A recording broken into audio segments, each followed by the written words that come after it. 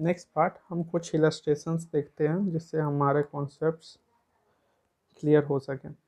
हमें पूछा गया है find the mean if coefficient of variation equals to 5% and variance equals to 4।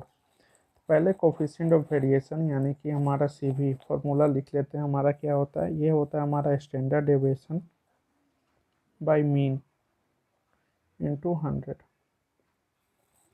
तो हमारा यहाँ पे गिवन में क्या है, हमारा कोवेरिएंस का वैल्यू दिया गया है 5, स्टैंडर्ड डेविएशन का वैल्यू नहीं दिया है बट हमारे पास वेरिएंस दिया है। वेरिएंस इक्वल्स टू हम लोग जानते हैं क्या होता है, स्टैंडर्ड डेविएशन का स्क्वायर। तो अगर हम लोग स्टैंडर्ड डेविएशन फाइंड आउट करना है तो अगर वेरिएंस का स्क्वायर रूट कर दें तो हमारा स्टैंडर्ड डेविएशन आ जाएगा। यानी कि हम लोग अगर 4 को स्क्वायर रूट में कर दें तो स्टैंडर्ड डेविएशन हमारे पास क्या आ जाएगा, 2। स्टैंडर्ड डेविएशन का वैल्यू हमारे पास क्या आ गया, 2 आ गया। मीन हमें निकालना है यानी कि x बार इंटू 100।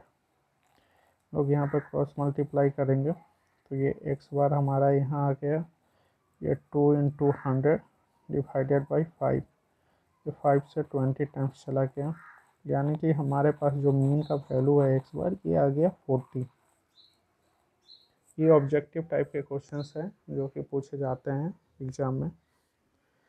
यानी कि हम लोग बहुत सिंपल तरीक़ा से हमने मीन का वैल्यू कैलकुलेट कर लिया। ये जो मेजर ऑफ सेंट्रल टेंडेंसी हो या मेजर ऑफ डिस्पर्सन हो, मोमेंट्स हो, कोरिलेशन, रिग्रेशन, इसके ऑब्जेक्टिव क्वेश्चन पूछे जाते हैं और ये बहुत ही स्कोरिंग होता है। तो आप इस सभी सम्स को ज़रूर नोट करें और एग्ज़ाम से पहले इसे देख कर जाएँ। नेक्स्ट क्वेश्चन की तरफ बढ़ते हैं हम।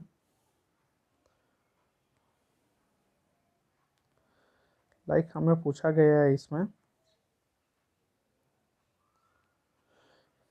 in a distribution n equals to 10 summation of x equals to 20 summation of x square equals to 200 find standard deviation. यानी कि हमारे पास गिवन डाटा दे दिया गया है, हमें फाइंड आउट क्या करना है, स्टैंडर्ड डेविएशन। यानी कि स्टैंडर्ड डेविएशन का फॉर्मूला हमें डायरेक्ट फार्मूला लगाना है, यानी कि summation of x square by n minus summation of x by n का होल स्क्वायर। और जो भी वैल्यू हमारे पास यहाँ पे दिया गया है बस उस वैल्यू को हमें पुट करना है। समेशन ऑफ एक्स स्क्वायर हमारे पास है 200 और एन की जगह पे हम लोग पुट कर सकते हैं 10 माइनस समेशन ऑफ एक्स हमारे पास है 20 और ये हो गया हमारा 10 का स्क्वायर। यानी कि ये हमारा 0 गया, ये 20, एक 0 से एक 0 कैंसिल, 10 2 जा और 2 का स्क्वायर यानी कि 4।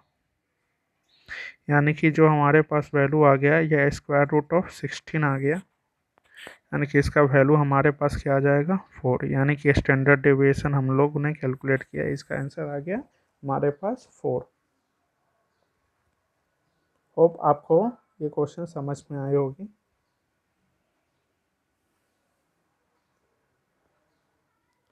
नेक्स्ट क्वेश्चन दिया गया हमारे पास, two variables x and y are related by y equals to 10 minus 3x. If the standard deviation of x is 4, find the standard deviation of y. जब ऐसा रिलेशन हमारे पास दिया हो तो हम लोग जानते हैं, एक जगह पहले छोड़ देता हूँ, यहाँ पे आप कॉन्सेप्ट पहले देख लो। अगर हमारे पास अगर y का वैल्यू दिया है with respect to ax plus b के फॉर्म में, अगर ये हमारा दिया गया है एक इक्वेशन, तो हमें अगर standard deviation of y calculate करना हो, स्टैंडर्ड डेविएशन ऑफ y, तो हम इसे सिंपल लिख सकते हैं x बार प्लस b। ये हमारा एक प्रॉपर्टी होता है जो हम लोग मेजर ऑफ सेंट्रल टेंडेंसी में हमने डिस्कस किया था। तो इससे हम लोग डायरेक्ट हम लोग इसे कैलकुलेट कर सकते हैं। तो हम लोग क्या करेंगे, जो इक्वेशन हमारे पास दिया है y का, y equals to 10 minus 3x, हम लोग इसे अगर रीअरेंज करें तो हम लोग इसे लिख सकते हैं माइनस 3x प्लस 10। यानी कि माइनस 3x प्लस 10, माइनस 3 हमारा a का कोफिशिएंट है, ये x है हमारा, और ये हमारा हो गया 10। यानी कि इसे अगर स्टैंडर्ड डेविएशन के लिए हमें लिखना हो तो माइनस 3 इंटू ये x बार हो जाएगा और प्लस 10। तो हम लोग इससे इस वैल्यू में पुट करेंगे यहाँ पे।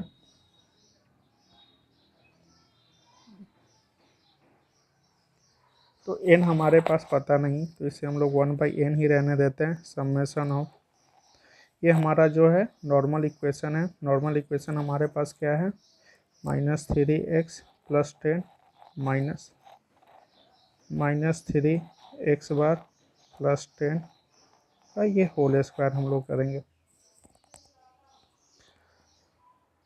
तो इसे सॉल्व करने पे हमें क्या मिलेगा,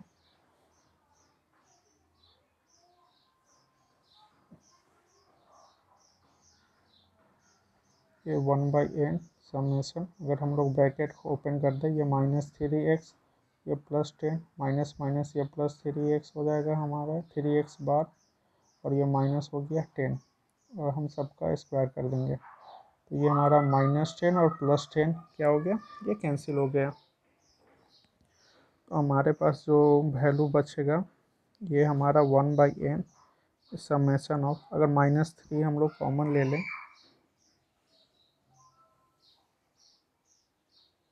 हमारे पास जो बचेगा x - x बार,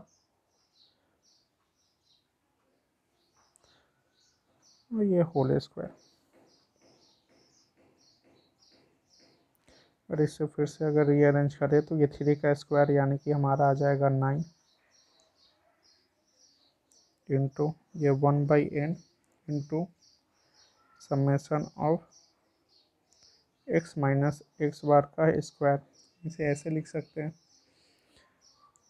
अगर इसे रूट के अंदर निकाला जाए तो 9 का जो होता है ये हमारा 3 हो जाएगा, और ये टोटल जो है हमारा ये क्या है, ये स्टैंडर्ड डेविएशन है, यानी कि स्टैंडर्ड डेविएशन ऑफ x, यानी कि x के टर्म्स में है।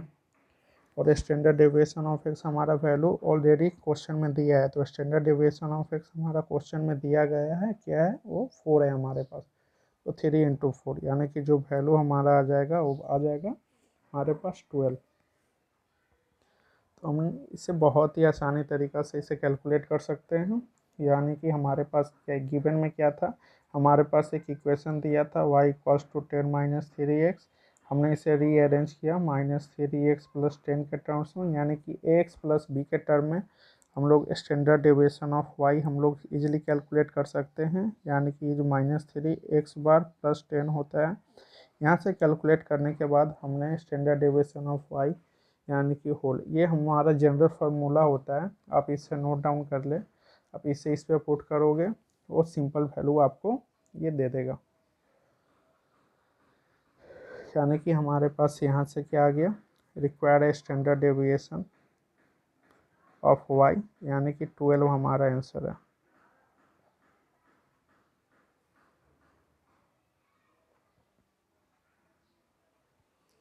तो ये इम्पोर्टेंट पॉइंट है, आप इसे नोट कर लें, क्योंकि ये कॉन्सेप्ट अगर आपके पास होगा तभी आप इसे इम्प्लाई कर सकते हो ईजिली। अगर वो कॉन्सेप्ट आपके पास नहीं होगा तो आपको स्टेप बाय स्टेप करना होगा, यानी कि पहले आपको कैलकुलेट करना पड़ेगा वैल्यू को y के इन टर्म्स ऑफ, उसके बाद वेरिएबल्स और इनको भी एज्यूम करना होगा। वहाँ से भी आपको जो मीन है जो कैलकुलेट होकर आएगा वो मतलब कि आपके पास सेम मीन आएगा, यानी कि -3x और 10, या आप इसे रिप्रेजेंट कर सकते हो 10 - 3x बार। अब जिस टर्म में चाहो उसको लिख सकते हो। मैंने उसे बेसिक टर्म में यानी कि जनरल टर्म ax + b के टर्म में लाने के लिए मैंने उसे इस टर्म में लिखा था।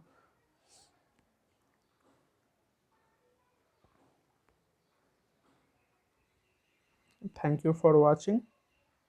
We will discuss more questions related to measure of central tendency. So connected to this channel.